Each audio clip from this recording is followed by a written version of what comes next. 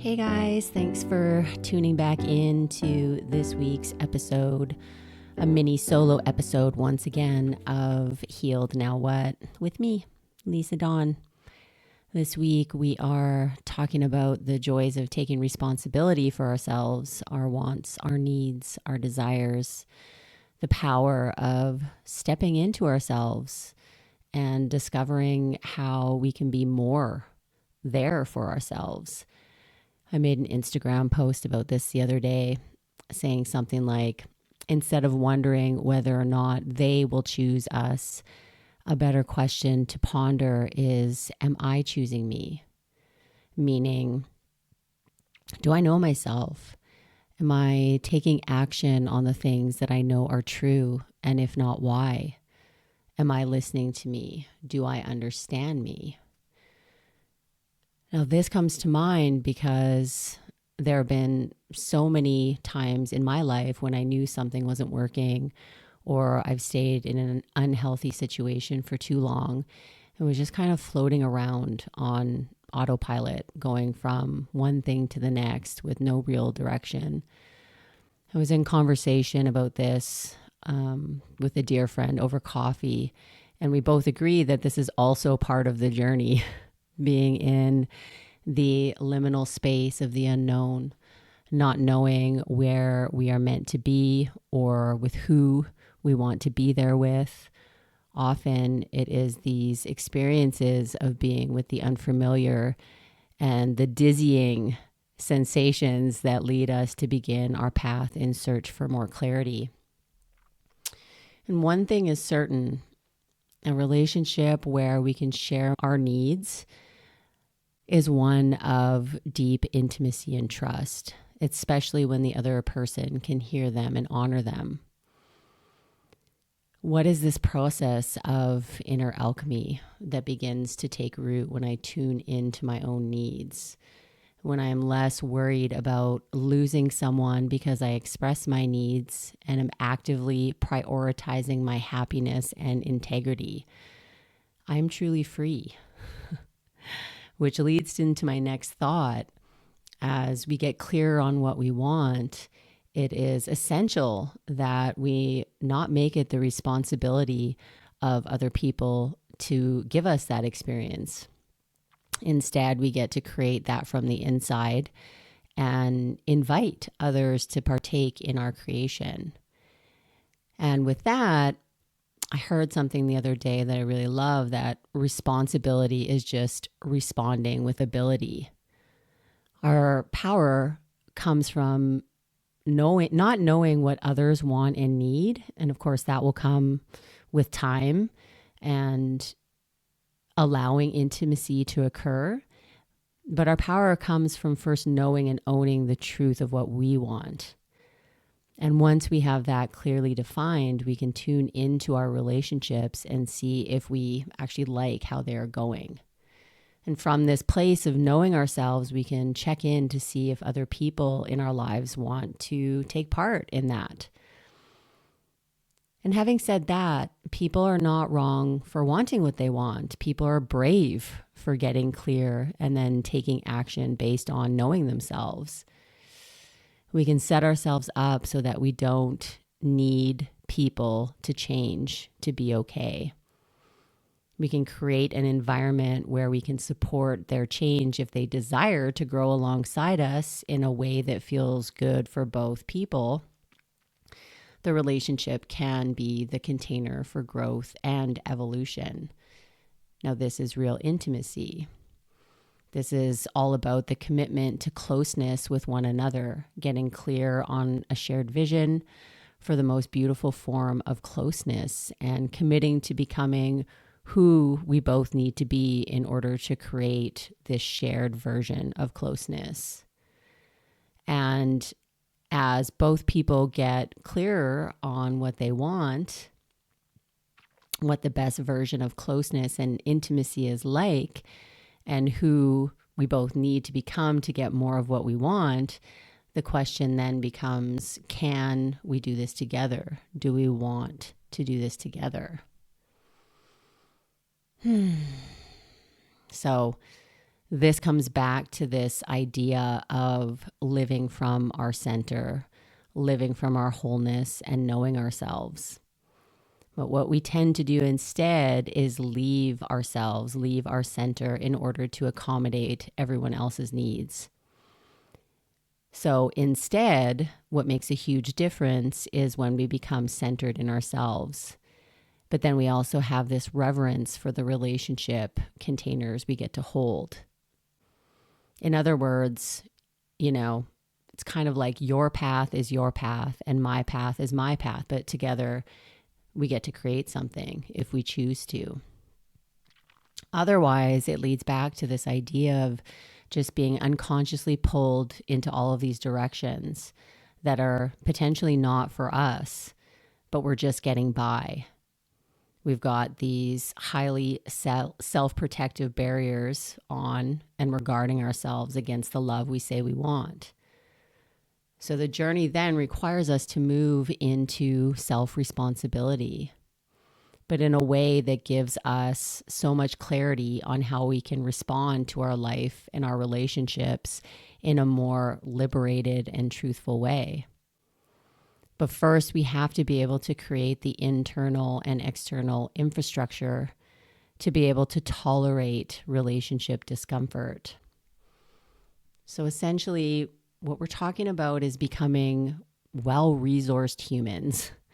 So we can change the way that we relate to ourselves, the way we show up in the world, and how we encounter other people, and how we can be in relationship to those other people.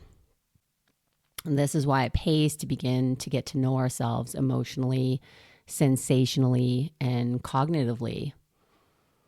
Am I connected to my body? Do I know and can I identify with what emotions I am feeling? Can I name my emotions? Can I name my emotional needs? Do I see which patterns are playing out here in my life? Our relationships are not here to reinforce this idea that we're broken. They're here to help us understand the ways we either lean into love, push love away, or are scared of love. And then we get to get curious about those beliefs. If our relationships keep reinforcing the idea that we're broken, then what needs to change is how we exist within that relationship. If one or both partners need to be broken for the relationship to work, then the container isn't serving either person. The relationship, therefore, has to change, and so does the deep-seated belief that something is wrong with me. I am flawed or broken. That aspect needs to be healed. And this can be healed by nurturing self-trust and having choice.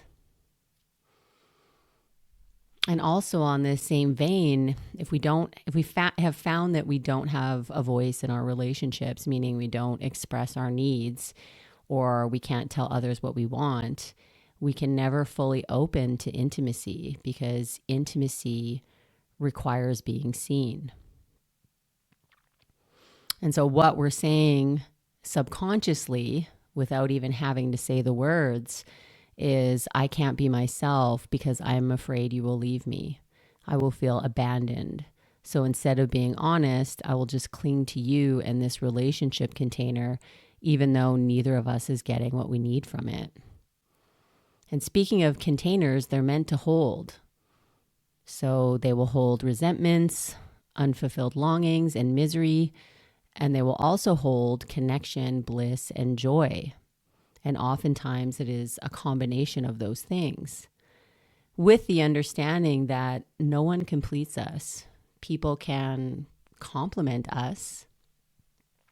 And this is where safety comes into play, especially if there has been past relationship trauma, because we move at the speed of safety. So a wonderful question to ask, whether you're single or dating someone, is, am I safe to be myself?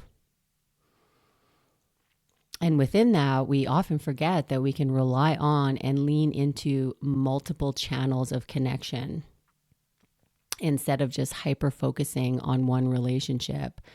which tends to happen when we don't have enough community support or have allowed ourselves to experience intimacy in some of our other relationships. We may begin to tell ourselves stories like, when we love people, they lie to us, they hurt us, they betray us. Or how about, when I love people, I abandon myself. I don't have great boundaries. I don't know how to stand up for myself. And these stories can unconsciously run our lives. What I have found extremely helpful, and I think it was Mark Groves who shared these questions to contemplate, is just to take a moment and finish these sentences. When I love people, they, and you can make a note on this and complete this at another time, or just think about it right now in the moment. When I love people, they. Or how about this one? When I let people love me, they, and complete that sentence. Now, whatever you answer can often point to the limits that we have placed on ourselves when it comes to love. It's where we avoid intimacy, liberation, and connection in our relationships. So the work that we do in therapy and within our relationships is also about getting comfortable with our unique strangeness. We all got it. Our quirkiness, the ways that we've judged ourselves, the, strange and lovable ways that we show up in life. And it's rare for people to come into themselves if they aren't excited and curious about that core, that potential, that uniqueness. And then when we encounter hardness, it can sometimes force us to get creative in how we want to show up, how we want to be or not to be. And then how our lives intersect with another person's can be a choice on both our parts. So it's a process of gradual softening and adaptation. The truth is that some relationships are hard or even impossible to change. Other relationships are fluid and open-ended. They grow to fit us better and better the more time we invest in them. We can learn to be more responsive and less reactive by first listening to ourselves in ways that make it possible for us to say things, admit things to others that we haven't dared to in the past. And advocating for ourselves doesn't just affect our relationships. It's present in all areas of our lives. I mean, smaller examples of this could be, sending a meal back if it's done incorrectly. Ew. God, there was a time that I would just eat the gross thing in front of me instead of sending it back. The uncomfortability of asking for my need to be met. Or something simple like getting up and going to the washroom when we need to during a workshop. Have you ever done that thing where it's so uncomfortable to ask for your needs? So maybe you work up the courage to send a text and then can't even look at your phone for a response because it's just so uncomfortable. And the truth is, oftentimes people are happy to fulfill our needs when we ask for them. And the other 90% of the time, we get to become better at being with the discomfort of someone telling us no. I came across these words the other day, and I just wanted to bring them up here because they're beautiful. Two truths approach each other. One comes from the inside, the other comes from outside. And where they meet, we have a chance to catch sight of ourselves. How beautiful is that? So the better I get at being me, owning the easy to like things, and then also owning the darkness and the shadows, the stronger my relationships become, the more I grow and the more life seems to be working in my favor. So part of reconnecting with ourselves is clearing the space for that to even be possible. So here's to reminding ourselves that we can let people be responsible for taking care of themselves and still care about them deeply. And here's to opening ourselves to the potential freedom that can come from choosing ourselves and getting curious about what we actually desire. We are more resilient and strong than we know.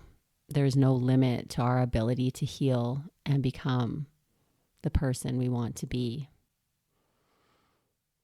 Thanks for tuning in. See you next week. As always, thank you so much for listening. Life is busy, so it means even more to me that you are here. Listen, we've got so many great episodes coming up, so please make sure that you follow along on Apple Podcasts or Spotify or wherever you are listening. And if you appreciate these episodes, please do us a favor and leave a review and share the show with anyone you think this episode would benefit. See you again next week. Bye for now.